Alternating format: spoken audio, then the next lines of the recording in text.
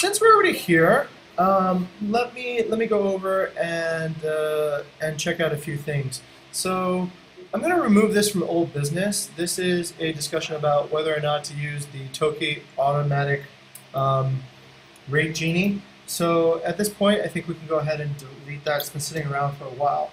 The only reason we don't use it is that it costs a lot, but I think also, yeah, no clear benefits now, but maybe we should actually have a test to see if it works.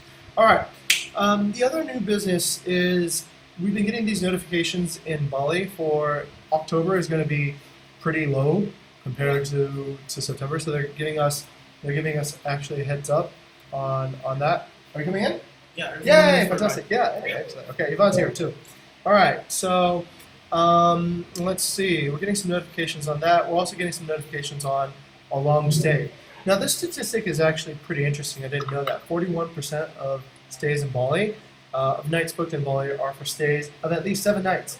So almost 50% of the room nights sold in Bali are for longer. What we're doing right now is I'm just clearing out some of this old business since we never do any administration on revenue management before we go into the practice.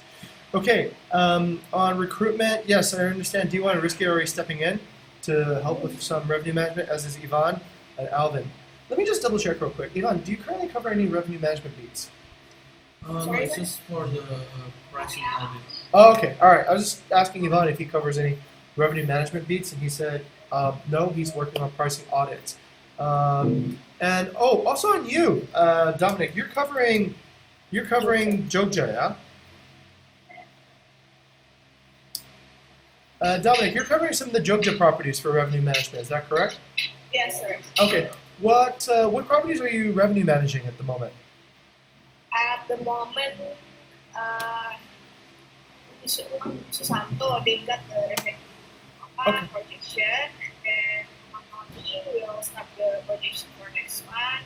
Okay. Actually, almost all the properties. Almost all the properties. Okay. Yeah. All right. Fantastic. Very good. Okay, so that's up there, so we know who's there. Let's take a look. Okay, so Nungli's talked about this for a while, and we still don't really have any clarity. It's about who is actually creating the forecast for new properties. Is it market building or is it revenue management? I think it's definitely a revenue management duty. Market builders are not in the know how to actually create a revenue projection, but market builders just need to follow the SLAs in terms of finding properties.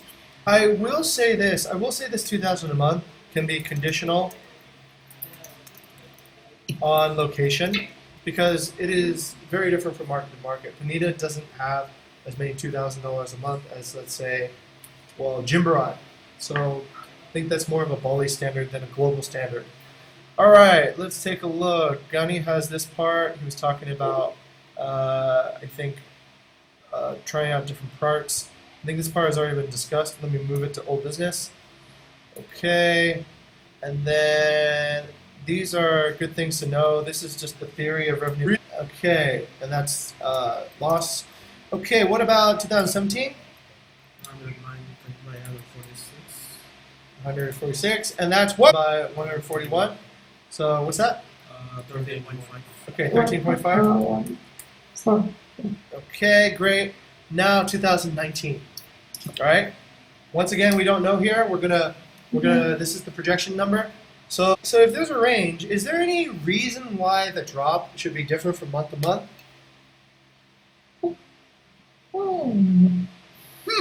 Right. Good question.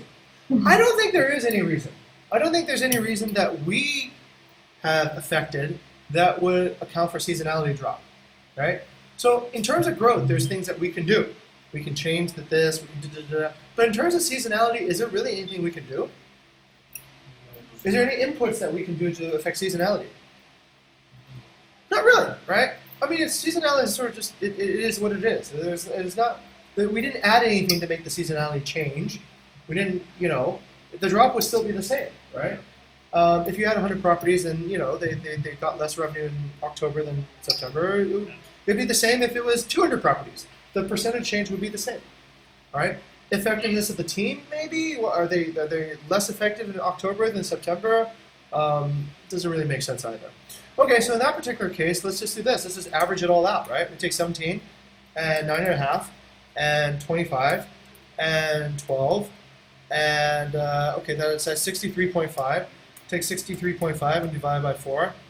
63.5 and divide by 4. So it's about 15%, yeah? Okay, so let's just call it 15% loss from September. So 155 times 0.85 is about 131. Okay? And guess what? Now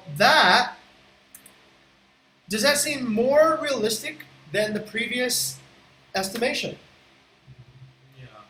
The previous estimation was 146.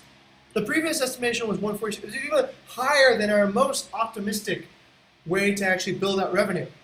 Starting at a higher initial rate, getting higher weekly sales based on higher everything. Now 131 doesn't seem so unattainable, right? It seems actually good. So, guess what, ladies and gentlemen? Yeah, the growth is less than 12%. Yes, the growth is less than 12%, right? So the growth is less than 12%. And what is the growth? 131 divided by 155. No, that's No, September. it's the other way around. It's divided by 155.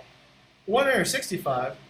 55. It's 155 divided by 131. 151 divided by Oh, wait. No, guys, no. It's 122. 131 divided by 122. Divided by 122 is the previous year's growth, right? yeah. So so what we have to do is label year-on-year growth and month-on-month change. Okay? So that way we're clear. All right. So that's 7%. So we're looking at probably 7% growth this year on squad 1. Okay? All right. So that is how we come up with that number. And that is the number that I think we can do. So 131 is the second iteration. So on the second iteration, we now predict 131. Okay, we know that that's probably, let's say, 131 divided by 137. So that's about 5% less than optimistic. So, okay, all right, given the most optimistic conditions, we can probably get there, but let's say 5% less. So that seems like a reasonable challenge now. Let's take the most optimistic, reduce it by 5%, maybe we can get there. Okay, so that is the iteration on how to create a projection. Yeah? And guess what? We discovered a new way, a new model of revenue projection. Okay? So we actually have all got together here, and we've created a new model. So I'm going to put this on my sales projection analysis. So when I make a sales projection now for the company, I can also take into account what is the seasonality drop off. All right? So then, I'll know, right? I know that essentially there's not just the year-on-year model, but there's the month-on-month model too. And we can put this in. And so now my model has a new way of projecting, right? I'll also have a month-on-month drop off from September to our previous month to current month. Okay? All right. So you see how this model is getting better? This model in the very beginning was very, very basic, right? Back in May, this was just looking at very simple things like initial points, weekly sales. We assumed weekly sales would be the same every week. And then we got into more developed models. Now the model is getting more better. And so that is actually a few things. That's how lean agile works. This is project management. This is how you iterate continuously until you get a much better answer. Yes? Okay. Oh no. Oh yeah, thank you. Thank you. Later tonight. Okay, thank you. Yeah, that would be pretty bad. Thanks for catching that. Yes. Risky just actually stopped this computer from self-turning off. Okay? All right. Does that make sense, everyone? On how to make like a revenue model? And this is why also revenue management is so interesting, because you can start really asking yourself, is things working the way you expect it to work? If you're assuming growth, well, is the growth actually happening from the factors you assume? And so when you budget, when you hire, when you project, you can start examining, are the things I'm doing actually going to work out? Okay? All right, great. Ivan, what would make this revenue management class even better? I think so far it's good already. Yeah? I can Okay. understand this one. Okay, all right, so this is easy to understand? Yeah? Okay. Vita, what about you? What would make this better?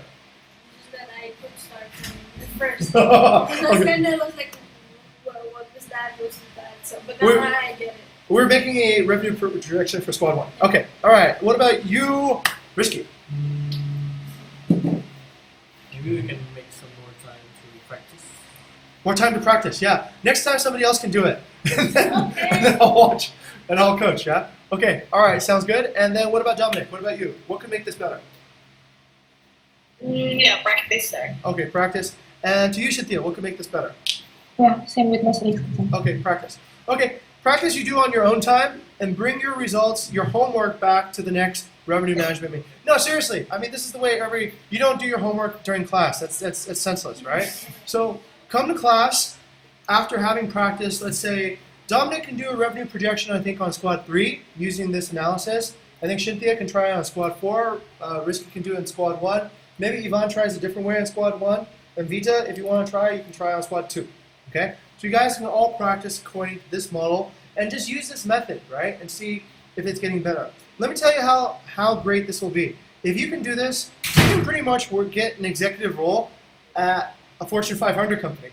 And if you're right, then they'll pay you lots of money to do this. The reason why is that most large companies, the price of their shares, the price of whatever it is that they sell on the stock market, that is paid on how accurate their projections are and how many times they hit their projections. So if you project and you hit your projections, well, first your projections have to be somewhat ambitious. They can't be just like 1% all the time, right? So if you're able to project correctly and you're able to hit those projections, investors will keep on paying more and more money for your stock because you're obviously you know what you're doing, right?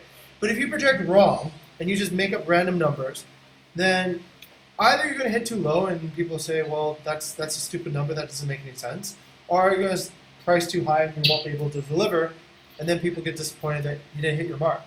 But if you're able to explain your projection like the way that we've just done, then any reasonably intelligent investor or any other reasonably intelligent person should be able to say, yeah, you're right. That makes a lot of sense then. Okay? All right. This is an iterative process, so it gets better and better over time, and you'll see more and more control and more understanding that you have over your squad, over your team, and maybe over your own performance too. And you can bring it to the next promotion review and say, hey, look, I hit all my projections, right? Okay, all right. So that's pretty much it for today. Have a great day, everyone. I motion to adjourn the meeting. Second, Okay, sir. all right, great. Have a nice day. Thank All you right. so much, sir. Okay, thank you. All right.